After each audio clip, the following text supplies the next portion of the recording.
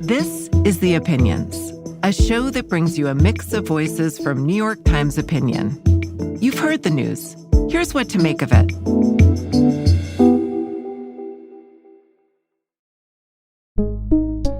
I'm Patrick Healy, deputy editor of New York Times Opinion. I've covered politics for decades, and I've never seen the Democratic Party soul-searching like it is right now.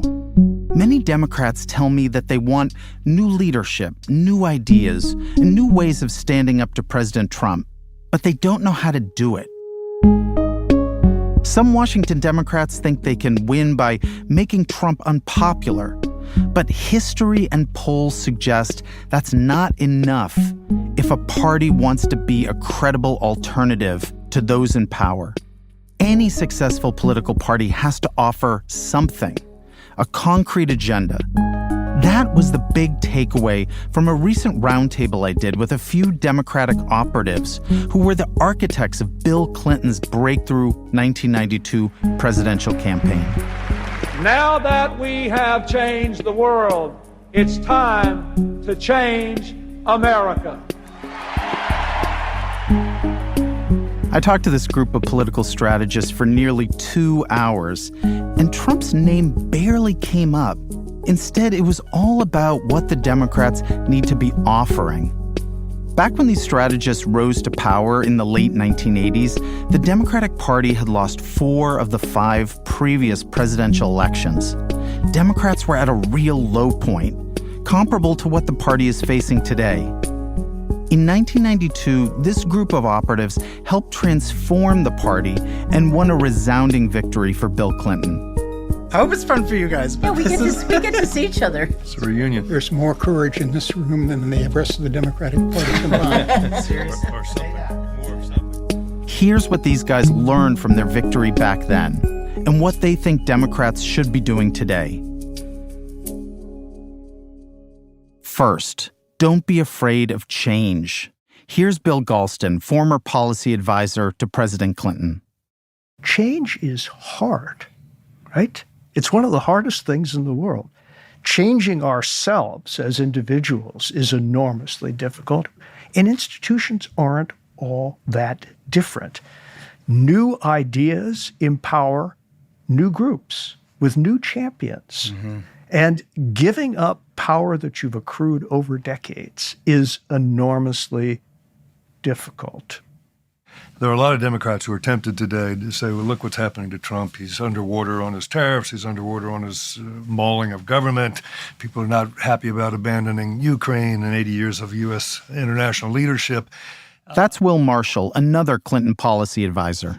I heard this argument last night with a bunch of Democrats. We shouldn't be baiting each other. We should be keeping the spotlight intensely on our opponent in hopes of eking out a 49.3% victory next time that will leave us in this ping-ponging back-and-forth situation in American politics, a virtual tie that we've been in basically since 2012. And so we got to break out of this syndrome, and it's in everybody's interest that we understand that we have a big job of reaching working-class voters, and that's just going to require a completely different orientation of our ideas and our political strategies. That's what Bill Clinton was in the early 90s. He looked at the big government messaging that had been around since FDR's New Deal, and he realized it wasn't resonating anymore. The Democrats had to make big changes, especially on cultural issues that tap into identity and personal feelings that voters have about America. And that's the second lesson for Democrats today. They have to get their cultural message right. Here's Elaine Kamarck, another advisor on Clinton's campaign, on the problem Democrats faced then. So in 1988, we had a real cultural problem. We had become the party of criminals, not the party of victims. And it was just very clear. There was a big crime wave going on in the United States. There were murders that were random murders, and people were nervous. And so we had a cultural issue hanging over us, as we do today. And the problem here is that because culture evokes emotion, if you are on the wrong side of a cultural issue, nobody hears your economics. doesn't matter how many CHIPS programs and how much money you've put into education or whatever, nobody hears it. And that, I think, was true back then, and I think it's true now. The issues have changed, but I don't think the disconnect has. Because in the intervening nearly 4 decades, we witnessed the rise of identity politics as one of the central organizing principles, not only of politics, but of how people and groups think of themselves.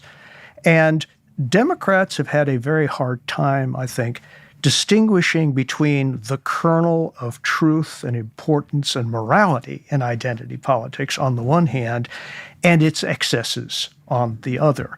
So I think a lot of ordinary Americans are asking themselves, do the Democrats know how to draw lines anymore? Or are they just pushed into extremes?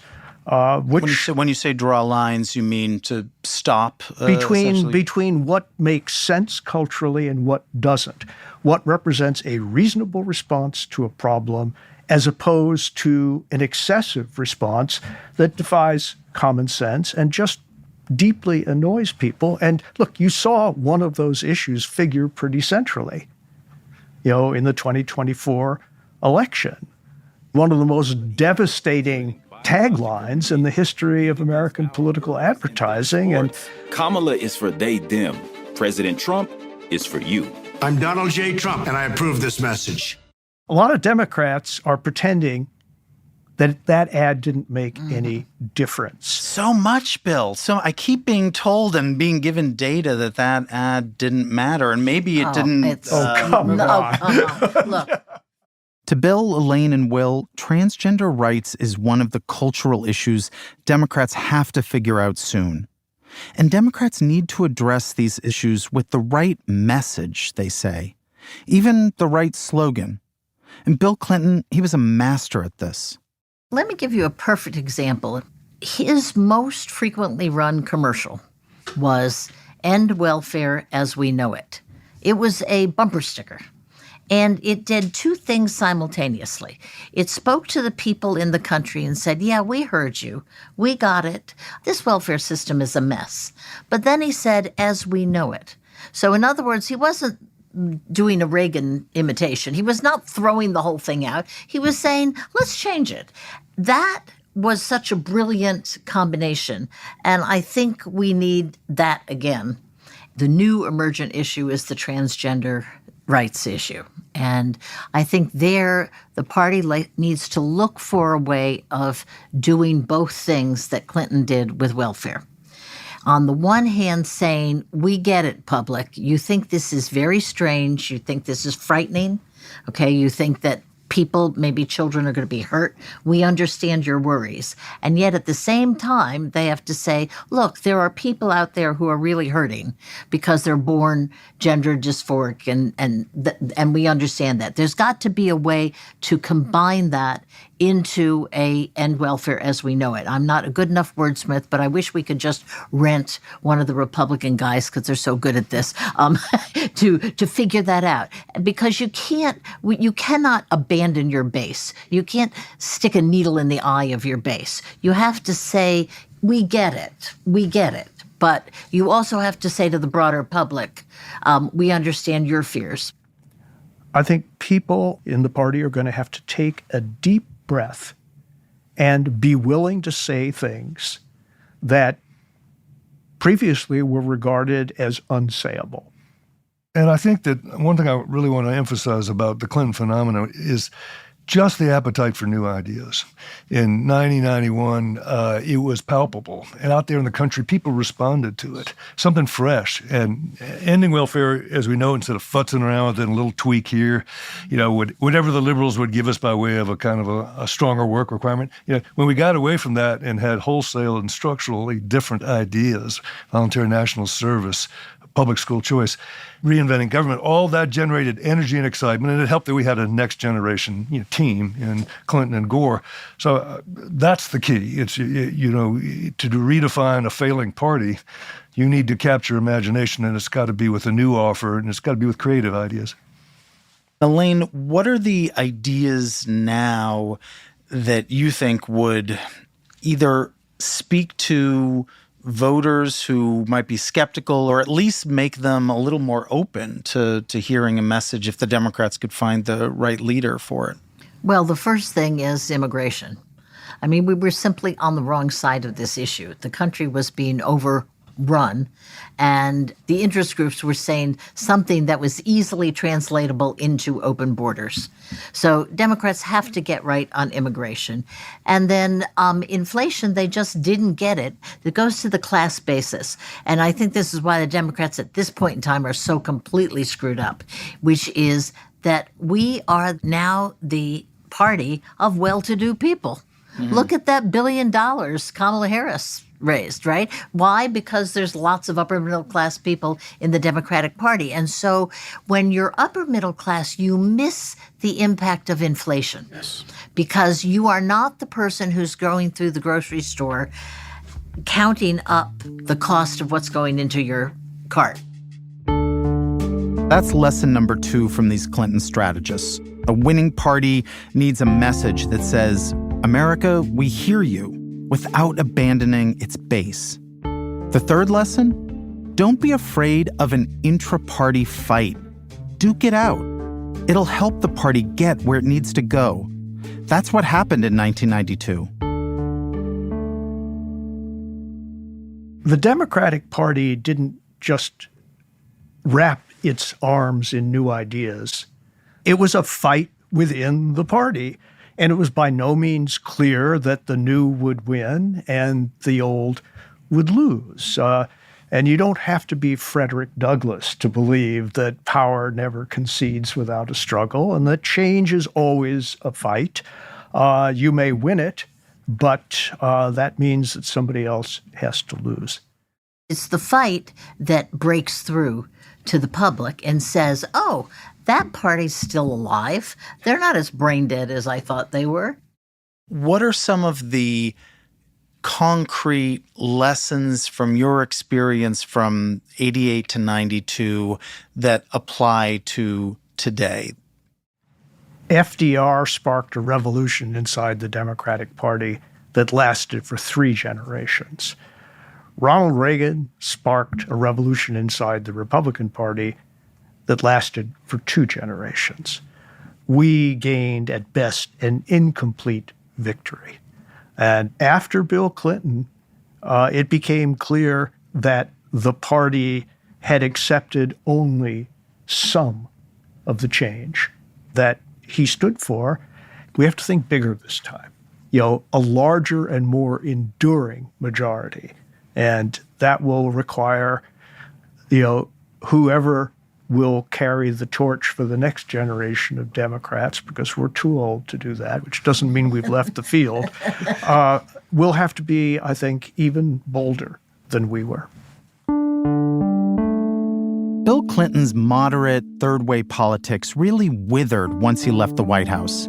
Elaine, Will, and Bill believe a new generation of Democrats should pick up Clinton's mantle and run with it.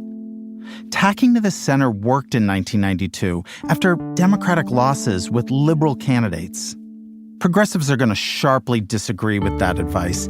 These Clinton strategists, they haven't run presidential campaigns in years, and running them and winning them is different in the 2020s than it was in 1992. But there's one thing that hasn't changed, and that's that the most critical ingredient in successful presidential politics is having the right leader in the right moment with the right message to enough Americans. Who is that person for the Democrats? I asked our panel. A lot of governors' names came up. Josh Shapiro in Pennsylvania. Josh Stein in North Carolina. I have a soft spot for Wes Moore. Look, we have a deep bench. The good news is a deep bench. The next generation of Democrats, there's a lot of good people. And who knows, right, which one of them will emerge. As Elaine said to me, this is why political parties need open and competitive presidential primaries to find and to hone new talent. And 2028 isn't that far away.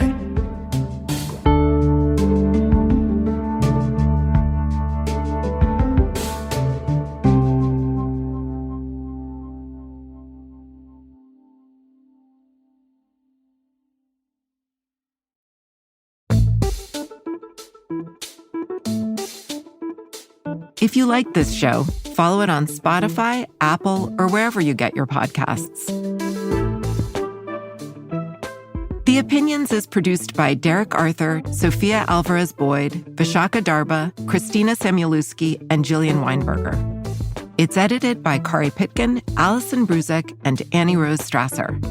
Engineering, mixing, and original music by Isaac Jones, Sonia Herrero, Pat McCusker, Carol Saburo, and Afim Shapiro. Additional music by Amin Sahota. The fact-check team is Kate Sinclair, Mary Marge Locker, and Michelle Harris. Audience strategy by Shannon Busta and Christina Samuelewski. The executive producer of Times Opinion Audio is Annie Rose Strasser.